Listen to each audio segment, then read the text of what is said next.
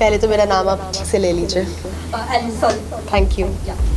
आपको panic attack भी आया था, उस चीज़ का काफ़ी मजाक उड़ाया गया है, इस बारे में आपका क्या कहना है? I think it is very sad because मैं अकेली ऐसी इंसान नहीं हूँ इस दुनिया में जिसको पैनिक अटैक्स और एंजाइटी अटैक्स आते हैं।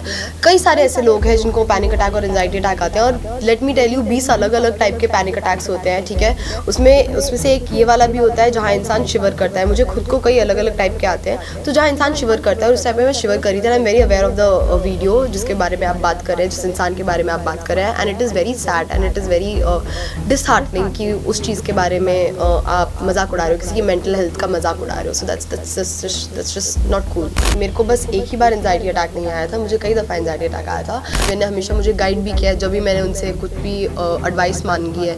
मैंने उनसे 20 मिनट मांगे हैं तो उन्होंने 3 घंटे दिए हैं, 15 मिनट मांगे हैं तो 2 घंटे दिए हैं, ठीक है। So he was definitely very sad.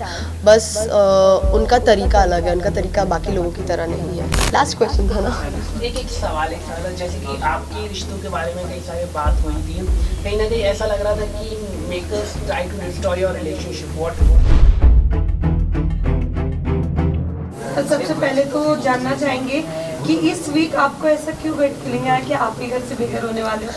क्योंकि मुझे हर वीक जिसकी भी गट फीलिंग आती है वो बहुत सही होती है। इस बार मुझे अपने लिए आई और मैं विक्ट हो गया। I was right. बट उसके बाद भी आपने ये कहा कि आपको नहीं, आपके बदले कोई और जाना चाहिए, जैसे आपने मुझसे पूछा गया कि अगर आप नहीं तो कौन, तो मैंने करण का नाम दिया।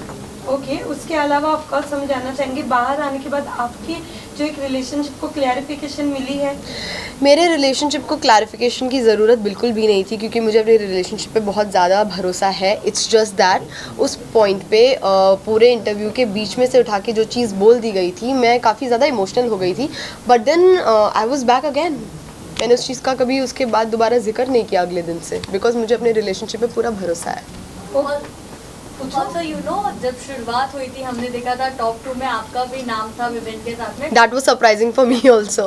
बट क्या लगता है क्या चीज़ ऐसी गलत चली गई जो वो बोलते ना चीज़ें रियलिटी में? I don't know. I think ये सवाल हमें मेकर्स से पूछना चाहिए कि उनको ज़्यादा बेटर पता है, बिकॉज मुझे टॉप 2 की चीज़ भी नहीं पता थी, मुझे ये चीज़ भी नहीं पता है। लेकिन कहीं ना कहीं ऐसा लग रहा था कि आप खो गई थी ईशा और अविनाश के बीच में।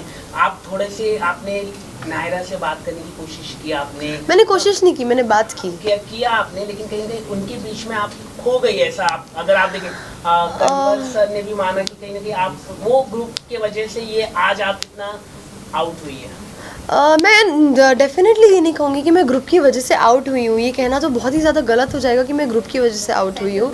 क्योंकि आप सबसे बात करते थे, आप सबसे बात करते थे। अगर हम देखें पूरे बिग बॉस में सबसे मिलाकर आप बात करते थे, लेकिन कहीं ना कहीं ईशा और अविनाश के वजह से आप ये थोड़ा बैकआउट हुआ है आपका। आई डोंट रियली नो कि अभी मैंने एपिसोड्स नहीं देखे हैं, मुझे नहीं पता क्या कितना दिखाया गया है, क्या कितना नहीं दिखाया गया है। इस चीज़ पे मैं कमेंट कर सकती हूँ एपिसोड्स देखने के बाद की, और मैं क्लैरिफाई कर सकती हूँ एपिसोड्स देखने के बाद कि जिसको भी जो कुछ भी लग रहा है वो क्यों लग रहा है। ईशा, शो में आपको वुमन कार्ड भी खेलते हुए देखा गया है, इसके अलावा बीचिंग करते हुए भी काफ़ी ज़्यादा। पहले तो मेरा नाम आप ठीक से ले लीजिए। Thank you. हाँ, आपका क्वेश्चन। हाँ, तो आपको शो में बीचिंग करते हुए भी काफ़ी ज़्यादा बीचिंग करते हुए मुझे नहीं देखा गया है। मैं लोगों के बारे में बात कर रही थी। हाँ, मैं लोगों को ऑब्ज़र्व कर रही थी। हाँ, मैं लोगों के बारे में ओपिनियंस फॉर्म कर रही थी। मैं अपने दोस्तों के साथ डिस्कस कर रही थी, वो मेरे साथ डिस्कस कर रही थी, जो गेम का एक बहुत अहम पार्ट है। तो that is what was happening, और बीच में थोड़ी बहुत मस्ती वगैरह हो रही थी, and that's it, that's about it. ऐसा लगता है आपको कॉन्फिडेंस वाइज लो हो गई थी आप, बिकॉज जब सलमान ने आपसे पूछा कि कौन घर से बाहर हो सकता है, तो आपने ऑटोमेटिकली अपना नहीं, वो कॉन्फिडेंस लो नहीं था, वो मेरी गट फीलिंग थी। मुझे पूरे हफ्ते से गट फीलिंग थी कि मैं जाने वाली हूँ, बिकॉज हर बार इनफैक्ट अभी मैंने इस चीज़ का आंसर दिया है कि हमारे दोस्तों के बीच में, हम सब के बीच में हमेशा ऐसा होता था कि इस बार कौन जाएगा, इस बार कौन जाएगा, इस बार कौन जाएगा, और हर बार मेरी गट फीलिंग सही होती थी, और इस बार मेरी गट फीलिंग मैं थी, और मुझे पूरे हफ्ते से कहीं ना कहीं पता था मैं जाने वाली थी, और मैं अपने दोस्तों को भी यही बोल रही थी कि दिस टाइम इट इज़ मी।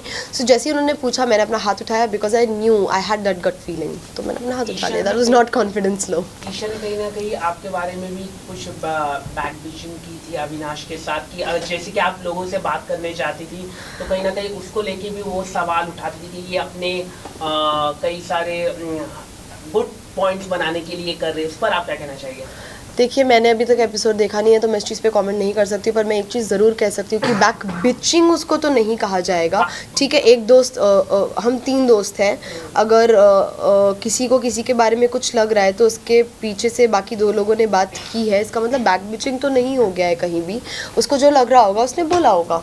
वैसे बाहर आप लोगों की गैंग को चुगली गैंग ये नाम दिया गया है। Yes, I'm aware.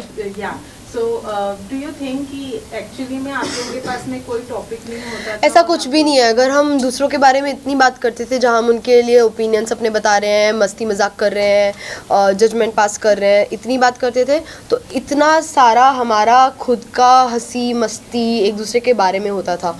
तो अब बिकॉज घर के अंदर एज सच कोई इतना स्ट्रॉन्ग ग्रुप नहीं है जिसको गैंग कहा जा रहा है, तो चुगली और गैंग को मिक्स करके चुगली गैंग बना दिया गया। बाकी I don't think it is चुगली।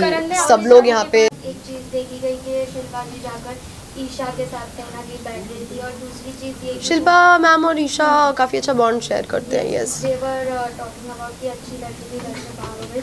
एंड कहीं ना कहीं ये भी देखा जाता है शो में कि शिल्पा जी का जो झुकाव है वो विवियन की तरफ थोड़ा ज़्यादा है। इस बारे में क्या कहेंगे? मुझे लगता है शो ख़त्म हो जाएगा उसके बाद भी पता नहीं चलेगा शिल्पा मैम का झुकाव किसकी तरफ ज़्यादा है। ओके, आपके जाने के बाद करण ने ये कहा कि आपको अफसोस होगा बाहर जाने के बाद, जिसके साथ वो बैठे हुए थे दिग्विजय। बिल्कुल भी नहीं, not 1%, not at all. Alice, कहीं ना कहीं जब करण का अविनाश का इविक्शन हुआ था तब आपको पैनिक अटैक भी आया था, उस चीज़ का काफ़ी मजाक उड़ाया गया है, इस बारे में आपका क्या कहना है? I think it is very sad because मैं अकेली ऐसी इंसान नहीं हूँ इस दुनिया में जिसको पैनिक अटैक्स और एंजाइटी अटैक्स आते हैं।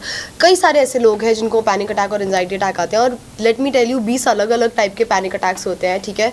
उसमें से एक ये वाला भी होता है जहाँ इंसान शिवर करता है। मुझे खुद को कई अलग अलग टाइप के आते हैं, तो जहाँ इंसान शिवर करता है उस टाइप में मैं शिवर करी थी। I am very aware of the video जिसके बारे में आप बात कर रहे हैं, जिस इंसान के बारे में आप बात कर रहे हैं, and it is very sad and it is very disheartening कि उस चीज़ के बारे में आप मजाक उड़ा रहे हो, किसी की मेंटल हेल्थ का मजाक उड़ा रहे हो। So that's just not cool.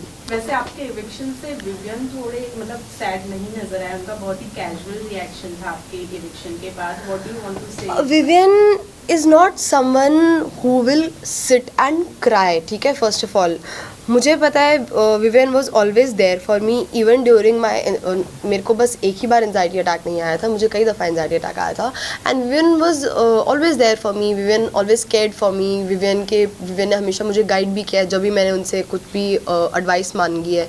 मैंने उनसे 20 मिनट मांगे हैं तो उन्होंने 3 घंटे दिए हैं, 15 मिनट मांगे हैं तो 2 घंटे दिए हैं, ठीक है।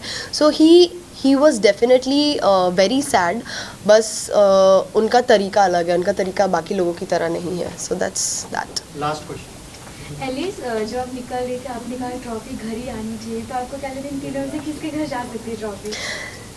आनी तो घर ही चाहिए, बट अगर मुझसे एक इंसान पूछा जाए तो मैं बोलूँगी विवियन। अगर हम बात लास्ट क्वेश्चन था ना। एक सवाल था, जैसे कि आपके रिश्तों के बारे में कई सारी बात हुई थी, कहीं ना कहीं ऐसा लग रहा था कि makers try to destroy your relationship. What, इस पर आप क्या कहना चाहिए? I wouldn't say makers try to destroy my relationship. मेरा रिलेशनशिप इतना, पहली बात तो makers didn't try to do that. Secondly मेरा रिलेशनशिप इतना फ्रेजाइल नहीं है कि बस एक स्टेटमेंट से वो टूट जाए। या